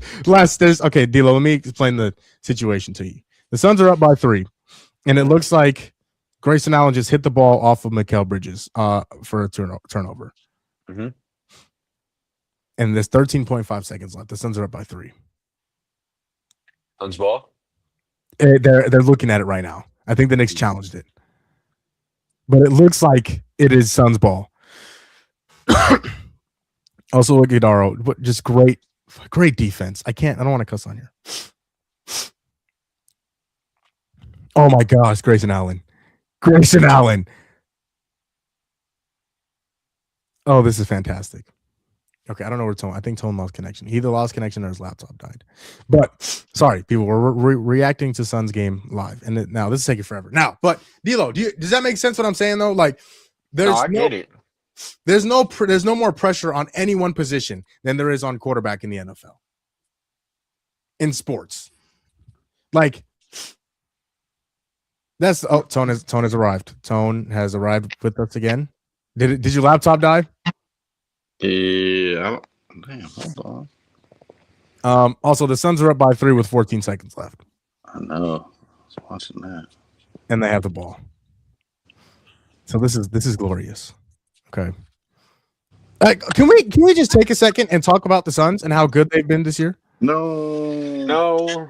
Okay. No, that Gotta wasn't go. on the show sheet. No. Oh. Yeah, that wasn't on the show sheet. Oh, all right. Put Well, it on the show sheet if you want to talk about it. there you go. See, we can't pivot at all. See, we can't. Okay. Nope. I'd rather get to your optional topic than talk about that. That wasn't on the show sheet. See, there you go. Okay, it looks like the Suns. Okay, hold on. Grayson, please. I think I'm good on the laptop. I'm going to join on the laptop. Okay. Great. Work. Grayson, I I'm need on the one. phone right now. I go. Grayson, I need one. What is going on at the end of the show? What's going on? I have no idea. Remix. Grayson, please. Okay, good. Also, Grayson has 6 points. He's 2 for 10 from the field. What are we doing? Yeah, why isn't Jalen Green? See, there you go. See there you go. See that? Hey. See, you ain't no doggone good, D-Lo. You know that. You bad. Yeah. See, he'll be back next week though. He'll be back next week. Really? Grayson Allen. No. Oh, Grayson Allen will be back next week. No, Jalen Green will be back next week. Really? Okay, please. Dylan, stop. Don't let him shoot a 3. Don't let him shoot a 3. No. Mikal Bridges. He just never misses, apparently. He never misses. He's just amazing. Like, What happened to Ryan Dunn? What happened? Did he get hurt? No. He's played really well tonight. Why is he only playing 12 minutes? Because he can't shoot. Yeah, no, he shot better this year. Yeah, no, I'm not saying he can't shoot, but the reason why I don't know what's happening with him. Tone is having some technical difficulties. Tone. Oh, never mind. He's here. I'm not gonna say that. I thought he got disconnected. Hold on. Tone, you want to join on your phone or laptop? Keeps dropping. I don't know. It's plugged up. I don't know what's going on. Can you hear me? Yeah. You good? Yeah, we got you, Tone. All right. We got you. All right, Devin Booker. Laptop's being messy. Devin Booker is starting. He's starting to look like Devin Booker. So hold on. What happened? Y'all lost? Stop saying. No, so there you go. So the line ain't no good. Second best shooting guard in the NBA. Who? Devin Booker. He is. Yeah, he is. I can't argue that. Hold on. Yeah, we know. Hold on. He's the what? Second best. Second best. Who's the best? AE. I won't say his name, but wow. What? This is fantastic. I mean, am I missing somebody? Jaylen Brown is a 3. I guess not, because they were having a discussion on who's it? Was it Gil's Arena? Yeah, like positionless basketball has added a different conversation, but I guess we won't go there on this episode. And that's fine, but JB is a 3. He's a 3. He's the 3. That's what Booker, he is. Man, look at Devin Booker, just a great guy. But Maul, we cannot hear you. But I can hear him. I can't hear him. You can't hear me, Tone? That's weird. I can only hear you. No, he did that on purpose. See, I don't know what setting he changed, but he did that on purpose. That's weird as hell. The fact that I can't hear him. But back in the day, we used to have it would be like a 2/3 or 3/4. You know what I'm saying? But you can't count him for both. Why not? He's either a 3 or a 2, and where is he mostly starting? A 3. So is Luka is officially a point guard. He's no longer a 1/2. Yeah, he's a 1. He's a 1. He's a 1/2, but he mainly plays the 1, so he's counted as a 1. So you wouldn't count him as a 2 at all. Not when ranking them, though. Interesting. No, Luka's a 1. Also, Grayson Allen made free Anyways. throws. So Anyways. can we just not allow a 3? There's no 3s, please. We moving on? We're moving Yeah. on to our optional topic. You're going to have to have Maul do sign language because I can't hear him. You still can't hear me, Tone? Goodness gracious. Should I leave and then try to join back? I don't know. No. Let him. Hold on, let me try this. See, type your questions in the comments. No, because I can hear him just fine. That's weird. Tony, can you hear me? He still can't hear me. Yeah. Okay, hold on. Stand by. You got to ask him like a question, like, "Tone, say the number 3 if you can hear me." Oh, no, what I mean? I cannot hear him. I will say I can hear him when I can, but I cannot. Wait, hold on. If I leave, the stream might end. That's the only problem. I ought to leave and come back, but I think. All right, Tony, you might have to leave and come back. Yeah. Well, it was all a plan just to get him out. No, there's no plan. None of that. You're bad. Don't be a bad friend. Patriots suck. And that they do. Patriots suck. Can you hear me, Tone? Yeah. Man, say that as soon as his microphone fixes itself. That's why it broke in the first place. And we're back. I don't know if you you definitely couldn't hear me. I was saying that you did that on purpose. You muted me on purpose. I don't know how you did it, but you just didn't want to hear me talk nasty about the Patriots and Jaylen Brown. No, we need that. We need you to, because the teams that you like tend to my God. Why? See what I'm saying? Just put your hands up. My point exactly is the teams that you like tend to lose. So I get motivated when you talk bad about my teams. You know, going to our optional topic today. Okay, sorry. Yeah. Royce O'Neal just fouled OG Anunoby on a 3-pointer. It's fine. Y'all are up 4. Who cares? Yeah. But what if he makes all 3? Okay, and then they'll be. But then I guess they gotta just foul and then come back down and try to hit a 3 to tie the game. Oh, he missed the first one. He missed the first one, fellas. He missed the first one. Pressure got to him. Guess what? Some people pressure makes diamonds. Some people pressure bust pipes. The Knicks can, boo. And he missed the second one. Oh, ball game, fellas. Oh, this is glorious. Oh, this is fantastic. Okay. All right. Let's okay. You know, we have there's like 2 seconds left. Hold on. I'm so thankful that you guys won because I think this moves us back into the number 2 slot. I care about the Suns more than I hate the Celtics, so that's okay. Yes. I love the Suns more than I hate the Celtics. Okay, come on, OG. You can make this one. I don't care. As long as we get the ball and make one free throw. Can we shoot the free throw? Because I want to get to this topic because I think it'll be really good. We're talking about how Bam's been playing bad because he wants to be a Celtic. Is that what we're about to talk about? No, we are not talking about that. You guys. I thought I seen that on the show sheet. No, it's not on the show sheet.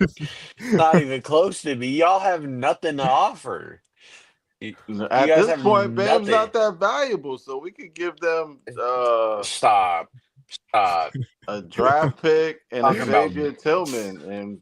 No, you cannot. No, we got a top 5 pick. What do you mean? No, you don't. Yes, we do. No, you don't. Whose pick y'all got this year? I think we got it from the Nets. But we have a top. We have a top. But we have a. No. Go look at the draft. Y'all not getting banned. You can stop talking about this. I hate when you. All right. I hate it so much. I might hate you talking about that more than I hate the Patriots, and I hate the Patriots. You got to stop Good. talking about them. Hey, that's cool and all. The Suns win. Okay, but So the Suns are trash too. see, there you go. If the Suns are trash, what are the Heat? The Heat, the We're dumpster fire. trash too. We're No, no, trash no, no, too. no, no, no, no. If the Suns are trash, you guys are like the scum of the street. So, just thought I'd point that out. Sorry, D'Lo. I know we're supposed to be positive, but you made me into this man that I am today. Yeah, like that's just cool and all. Like, How, yeah, how that did was how did, cool. how did them apples taste? Pause. What? I said apples. We know what you were implying. No, Anyways, I was moving not on. implying anything. Moving on. Anyways, okay. Last topic of the day. This is something I've been wanting to talk with you boys about for a while. So a lot of the times we hear about ring culture. Okay, where how great is this player? How many rings does he have? How many championships does he have? Let's go the other way. Okay.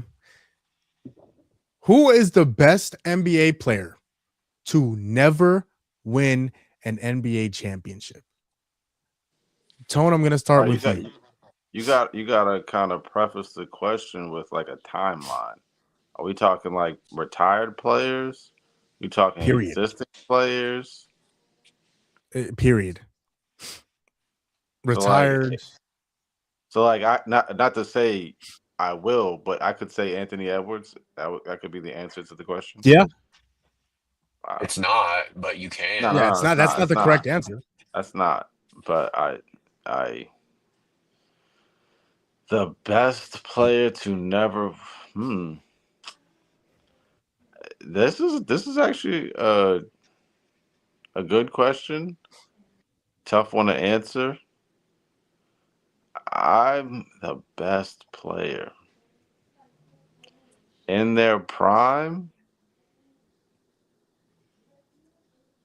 I might have to say the ground mound of rebounds. Who, Chuck?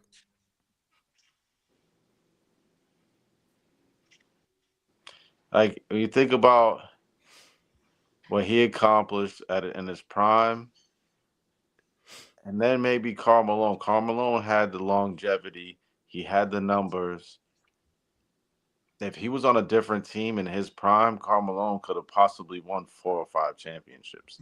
Like he was that dynamic, that consistent. Just Charles was literally an animal. Like Charles was a 6'5" Shaq meets Giannis. Now I will say he didn't have the skill set that like some of these new athletes have, but of his generation, it was like Michael Jordan and then possibly Chuck. Like it was Hakeem, but Chuck was that good. You're talking about one of those guys who was 20 and 15 and 8 assists. Like Chuck was that nasty, and he was just a power forward. But he had the midi, and I could see if he played in today's era, he would be able to shoot the long ball. Like, and you're talking about grown men basketball, not this soft cupcake stuff that we watch now. Like this was bully ball at its finest, and he was 6'5", averaging mean double doubles. But that's tough, man, because Joel Embiid is pretty damn good, and he don't got no championship either. That's a tough one, man. Like when you say that you can put current players in there, that's tough, man. Joel Embiid might be like when I think of right now players. Oh, he's an MVP. When healthy, he could average 30 and 14, 15 and 8. And I don't even like Joel Embiid. Okay, Tone. I'm not mad at your answer. Okay, I think Charles Barkley is top 3 in that list, top 4, top 5 in that list. I absolutely agree. I'm laughing because D'Lo's laughing. Why are you laughing, David Largo? What are you keying over there about? No, I like his first two, but if we're talking modern players, you pick Joel Embiid. Like that's the player That's that popped in your mind. that's not a bad answer though, Lo. That's not a No, bad no, answer. it definitely is. It definitely is a bad answer. How is that a bad answer? Of all of the modern players that you could pick, that's your answer? Now, is it out there? Yes, but it's not a bad answer. No, that's a bad answer. Oh, That's, okay. that's, Okay, You're so talking about okay, you talking about a that's a- 7'2" player who can shoot the three ball. He averaged what 30, 33, 34. His he has MVP no year, flaws when he's 34 and healthy. 12. Yeah, when, I'm like you're talking about when he's you're talking healthy, about sure, but when is that? We talk about it. When is that's that what ever I the just said. case? In their Yeah. I prefaced in their prime. I'm not taking the version of them right now.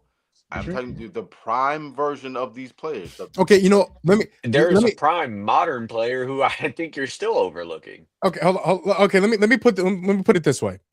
When you put everything together, so in their prime, all their accolades, all everything that they've done, the only thing that they're missing is a championship. Who's the best one out of those?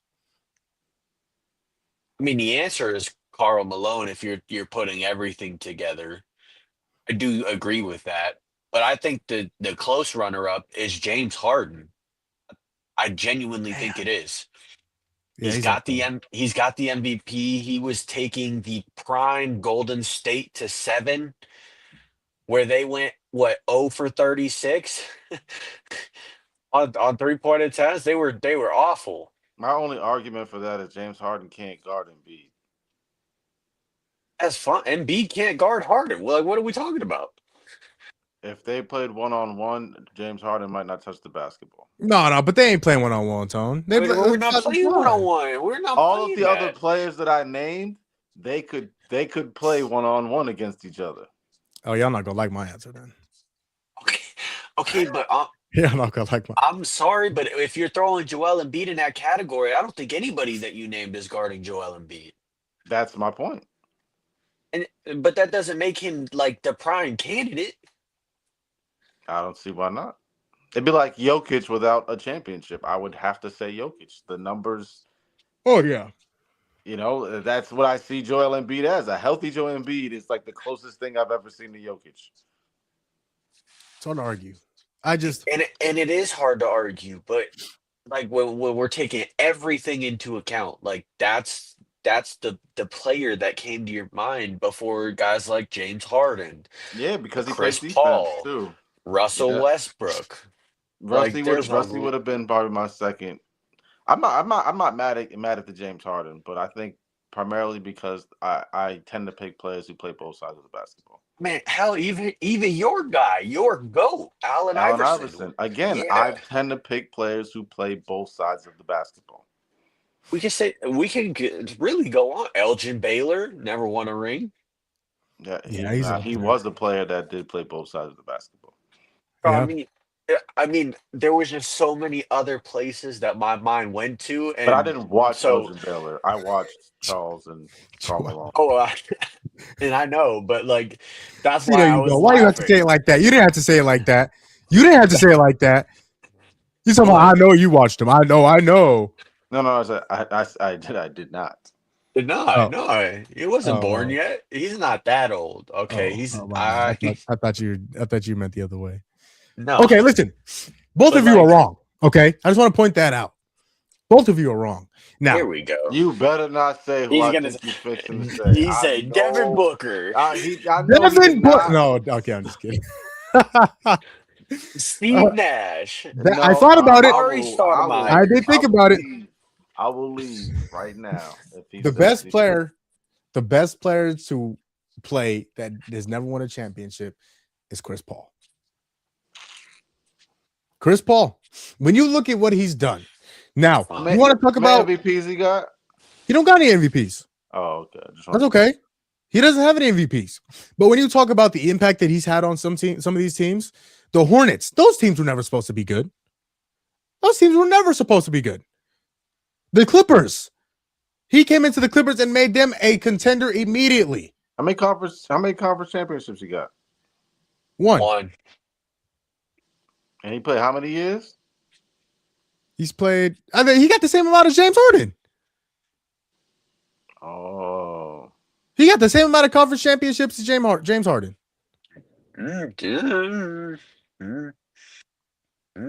Yeah. He's got the same amount. Yeah. They've been to the same amount of NBA finals. And guess what? He had way more of an impact on getting to the finals than James Harden did on that team. Yeah, I'm going with Chuck. That's okay, but for me, it's like Chris Paul never got to a conference championship as a primary. Like he's never done Yes, he that. did. He got to the conference with Charlotte. And he lost to San Antonio. I don't remember that. See, I know ball. Don't play with me. I know ball. He lost to San Antonio in 07. I'm pretty sure that was 07. He dragged that team to the conference finals and lost to San Antonio. Now the next best player on that team was David West, who was good. Don't do David West like that. He was good. But he wasn't. You know what I'm saying? He wasn't James Harden or he wasn't Devin Booker, like any of these other guys he's played with. And you talk about the guys that he's made better. He made SGA better. He made James Harden better. He made Blake Griffin better. He made Devin Booker better. He made all these guys better. You want to talk about two-way? Don't tell me he didn't play defense. You're not comparing him to the guys I named, though. I don't do that. No, he's not on that level, but he played on both sides of the ball. He played more defense than James Harden did. I'll tell you that much. Wrong or right? Right. Okay. He has the impact he's had. He is won at every single level aside from an NBA championship. He's gotten his teammates better. You're gonna tell me that argument this year when he wanted to play? Because the Clippers are a horrible franchise. I'm not. But you're gonna tell me that he didn't help Wemby take his game to another level last year? He didn't help Keldon Johnson take his game. Devin Vassell, Stephon Castle as a rookie. He helped a lot of those guys elevate their games. I haven't heard them say it, but I believe you. What? It's Michael calling me. Why are you laughing, look? We're calling back. What's up? Wait, hey! I'm trying to all this key you doing over there. What's going on? Nothing.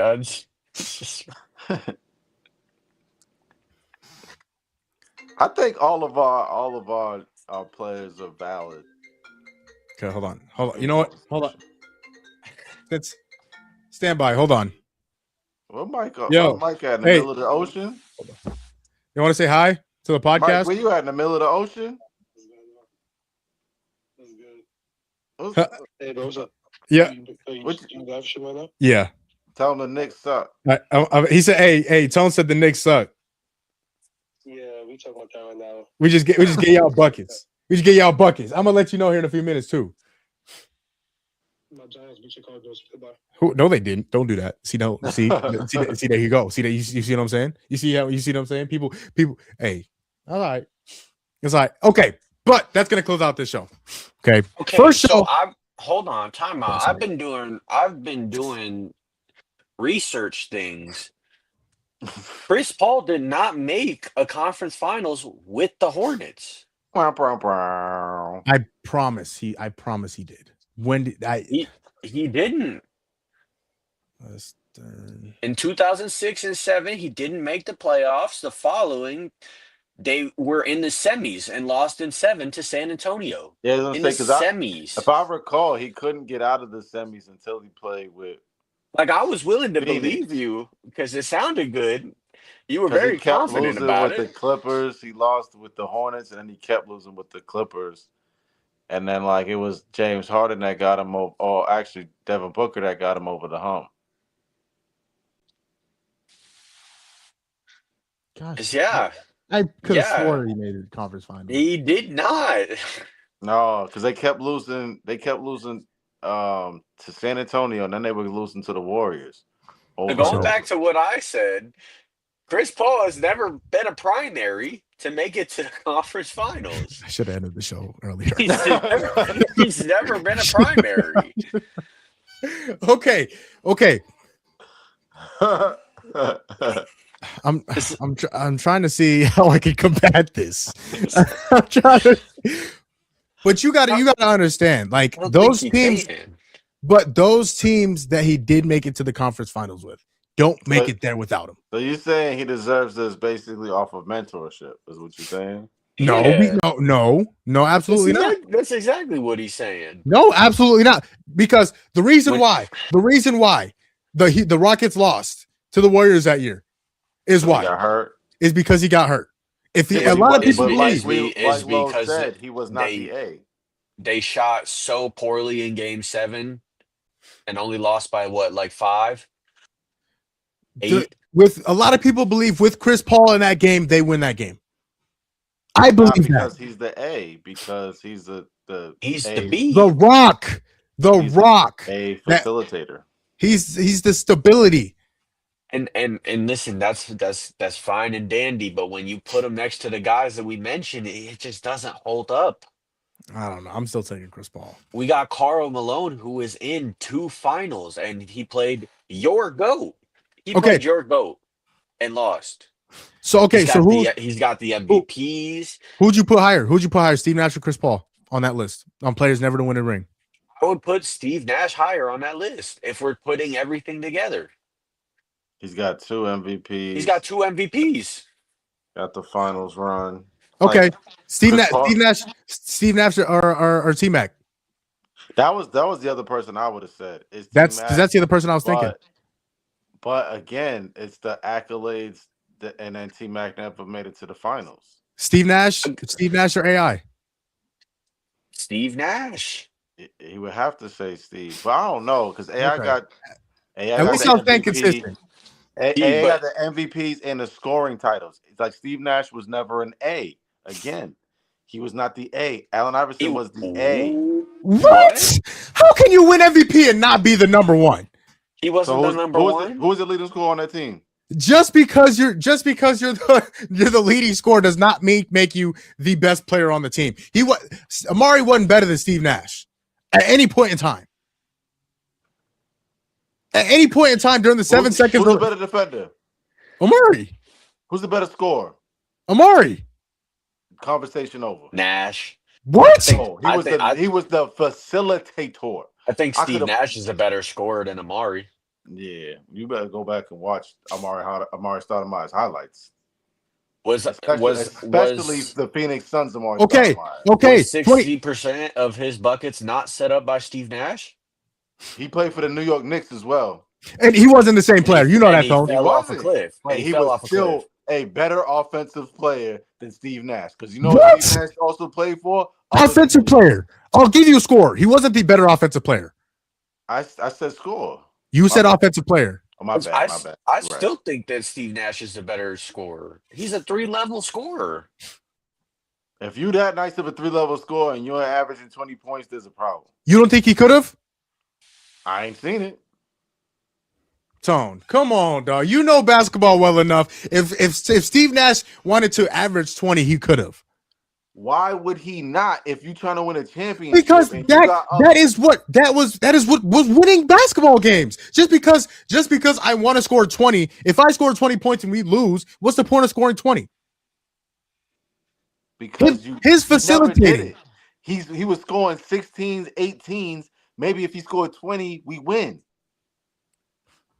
Dog, Joe Johnson. Thank you. He had maybe 2 or 3 other better offensive players on his team. And Joe Johnson admitted he was the best player on that team. Joe Johnson admitted. He said when Steve Nash went out for however long, they lost every single game. They were the number 1 team in the West. They lost every single game when Steve Nash went out. When he came back, guess what happened? They started winning games again. The man was that generation's Trae Young. But dog, what, Tone? You just compared Trae Young to Steve Nash. But again, like the thing is that we're talking about scoring. He was doing less points per game, yes, but this is in an era where scoring still is not really, really big yet. It's not. And the thing is that he was also super efficient. He is Mr. 50, 40, 90. Like that is him. He made Amari. He made Amari what he was. Amari could have played with Chris Paul, Rajon Rondo, several other people and done a similar thing. False. Man. Amari Stoudemire was damn near a walking bucket. I watched a lot of Amari Stoudemire. I'm very familiar. A lot of what he did. A lot of what he did. He was a due to Steve Nash. Way player. I don't understand how y'all discredit defense like it doesn't need to happen. Steve Nash wasn't a cone. What? He wasn't a cone. What? Dog. Again, so I can say what again? So I can turn into Little John. Goodness gracious. Dog, you just compared Trae Young and Steve Nash. Dog, go watch Steve Nash on defense, bro. What are we talking about? Now you're making me, and I didn't even. It wasn't like I didn't like Steve Nash. Only thing I didn't like Steve Nash was for the fact that he got MVP over Kobe Bryant, because that was just goddamn ridiculous. Ain't no way that Steve Nash was, more valuable than Kobe Bryant was. But what? Other story. He absolutely was. He was more valuable to the Suns than Kobe was to the Lakers. Maybe to the Suns, but he wasn't the most valuable player in the league. Kobe Bryant was. Joe Johnson, again, this is Joe Johnson. We're talking about his teammate. Conversation within their locker room. Again, Steve Nash might have been the most valuable player to that team, but he wasn't the most valuable player in the league. Oh, those are two different conversations. They were the one seed. They were the one seed, and when he went out, they lost a lot of games. No, the Lakers weren't in the playoffs at that time. What? When Kobe was averaging like 36 a game, they were not in the playoffs. Ain't no way. I'm so serious, Tom. I got you right now. Kobe averaged 35. What, that year? 05, 06 or something like that? 05, 06. Yeah, they weren't in the playoffs. They finished. Why is it not coming up? They finished. Okay, well, this is a bunch of stats. All right, Maul doesn't know how to look up anything. They were 45 and 37. Yeah, they probably did. 5th, 6th. Yeah, they were third in their own division. Like that does not help the conversation at all. What do you mean? Yeah. What did they finish in the conference? I'm trying to find that out. That's why I said that doesn't help. Hold on. 2005. Yeah, do what you do, Lo. Stop hating. Stop. Okay, the Lakers were 7. They were the 7. They were 7. So that means that they were in the playoffs, Lo. Just make sure you know how that works. That does. And I'm pretty sure that they got bounced in the first round to the Suns. No, actually, yeah, they did. They did. The playoffs don't matter, though. Huh? The playoffs don't matter for most valuable. Yo, and again, Steve Nash was valuable to that team because they had a bunch of defenders. Shawn Marion, Amari Stoudemire. Didn't they have well, he wasn't a Roger Bell defender. Yeah, they had they had pieces that worked well for Steve Nash. And again, Steve Nash was a unique athlete because he had crazy footwork. He was originally a soccer player, right? Yeah. Mm-hmm. Yeah. And his midi game was special. But again, he wasn't slowing nothing down. Man, this team was fun to watch. Amari Stoudemire was special, man. Before he got hurt, you're talking about dudes that were like they used to put him in the circles of KG, Rasheed Wallace. Like he was that special. Before and that's Amari cool got hurt, and you're talking all. about top 5 power forward in the league. That's cool and all. But Wade blocked him and then made a 3/4 full court shot. That's all I'm gonna say. Hey, Tone, you want to talk about valuable? You're talking about Amari, right? Mm-hmm. In 2005, 2006, this same season, you know how many games Amari Stoudemire played? Ooh.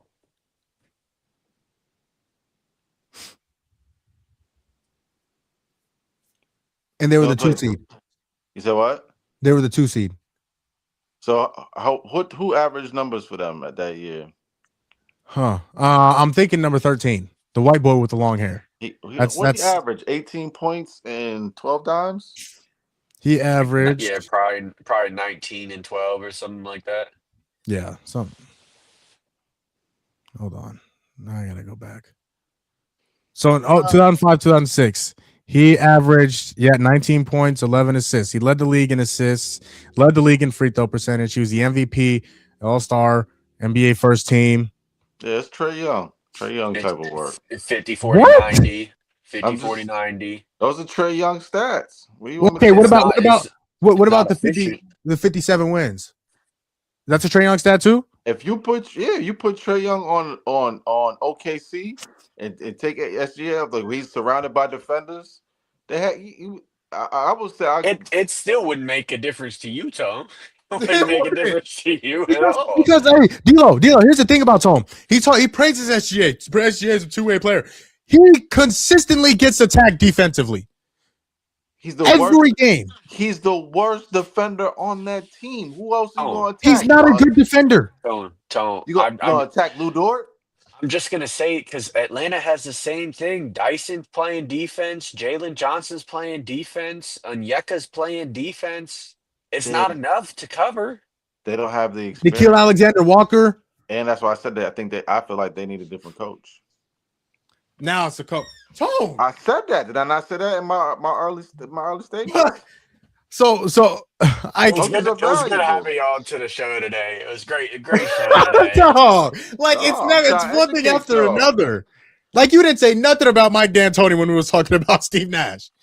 Mike, why not? He was the primary offensive coach of the that's why the Lakers went and got him. Like he was the one. They actually call it D'Antoni basketball right now. Who called it that? I didn't nobody call it. Everyone does. The league was playing D'Antoni basketball. The 7-second rule. The 7 seconds or less. Try to get the ball up court and get a bucket. That's why he went to Houston. And guess who he made flourish there? James Harden. Dog just compared Trae Young and Steve Nash. I can't get over that. Dog. Yeah, no, I'm not going with that one. No, you're gonna miss me on that one. It's just compared Trae Young and Steve Nash. So come on, you know that one ain't no good, bro. You can't admit it. You can't admit it on the air. It's okay to admit when you're wrong. Everybody wrong. I'm wrong every day of my life because I'm exaggerating. I'm being a little. Yeah, let me exaggerate. Trae Young is the same as Allen Iverson too. But when exaggerate a little bit. hey now. How many MVPs he got? How many MVPs Steve Nash got? How many Steve Nash got? 2. Oh, how many AI got? How many scoring? I second that one. How many scoring titles he got? What 1. AI? You can start with AI. How many he got? 1. You tell me. He has 1? No, he has more than 1. I don't know. I wasn't in the AI era. Oh, okay then. This is when Kobe and T-Mac and MJ was around. AI was getting buckets. Yeah, and Shaq was better than them all. And that's how many scoring titles Melo got? 1. Why are we talking about Melo? I'm just saying, you want to talk about scoring titles. So Melo and AI on the same level? Melo got MVPs? No. Oh. But Steve Nash has 2. Yeah, but again, he was not the bucket getter for that team. You're right. He was just the most important player to any team in the league. That's it. That's all he was. Any team in the league. What? Yes. Man. He was more important. He was more important to the Suns than any other player was to their team in the entire NBA. Dog. What are we talking about? If you go look at the team's stats and players, the teams that LeBron had and he took to the office. Where is LeBron? You want to talk about Steve Nash was more valuable than what are we talking about here? There's a reason why he won MVP. That's cool and all. Because they didn't want to give it to Cole, man. That's why. For what? He only had 1. It wasn't like there was MVP. There was voter fatigue. You can't get voter fatigue after 1. We have a generation, and we go from Trae Young, Steve Nash to Allen Iverson. We just go in the lines. We keep going. You know what I mean? Chris Paul, All just a bunch. Yeah, Chris Paul. All just a bunch of empty stats. That's Westbrook. Yep. I think Westbrook's up there too. Yep. Just in a row. Empty stats. All of them. They all suck. Because they ain't got no wasted ring. talents. Yep. They ain't got no ring. All of them wasted talents. All them wasted talents because they ain't got no championships. That's right, Tom. Thank y'all for coming to the show. I was only talking about Trae Young, but you got again. In large letters, I said you have to make your teammates better. I kept saying. Did Chris Paul never did that? I said Chris Paul was nice, but again, like there's certain things that are going to discredit you. Chris Paul was never an A. So if in that conversation, Steve Nash would be more valuable to the conversation than Chris Paul was. Chris Paul wasn't an A. He tended to have somebody else who was helping him get to those spots. Charles Barkley was an A. Chuck was an A, and he played both sides, and he got MVPs, and he went to the chip. He just lost MVP singular. Well, yeah, that's one more than CP3 got, and one more than and one less than Steve Nash. Yeah, but Chuck also got the 20 rebound seasons and stuff like that. Yeah, but Chris Paul has dunked on Dwight Howard, so that is true. Yeah, and that was nasty. That was nasty. Thank you all for watching the first episode of Gumball Sports Machine of the 2026 year. Thank you, Tone. That was perfect. Couldn't have said it better. We are absolutely back, and we're better than ever. And we're gonna react to Wildcard Weekend. That's what we're gonna do. We're gonna react to Wildcard Weekend. Matter of fact, it's Tyler Hero, man. Tone's never allowed. That was just so unnecessary too. Like, it was just so unnecessary. What happened? It was just so unnecessary. And matter of fact, it's also Bam. Yeah, which is why shout out to the future Celtic. Exactly why you don't need him, because he's just a bunch of empty stats. Right? He ain't never won a ring. He would be a bunch of empty stats. Yeah, a bunch of empty stats. Chip. He gonna hey, as soon as he get that chip in Boston, them stats matter. Bunch of empty stats. No, they don't matter. If nobody else is gonna tell you, I'll tell you. I love you. You know that? I love you very much. You matter. You have purpose. And you matter more than Bam stats. See, there you go. See, there you go. You have a purpose. All you have to do is go find it. Be grateful for waking up this morning and be happy. And if you don't mind, leave a like, subscribe. Like, comment, subscribe. Like, comment, subscribe. And tell us how bad our takes are. Okay. That was fun, man. First episode of 26. That was funny. Deucey 6. I like that. Deucey 6. I think I'm gonna make that my nickname. Deucey 6. No, you don't. No. You know who Deuce is? On a JT. You don't want to D that. Goodness gracious. Let's see that. Well, I guess if you put it like that, goodness, wow. Yeah, don't want to be that. No, he looks scary, honestly. He kind of looks okay. I'm sorry. I'm done. We love you. I love you.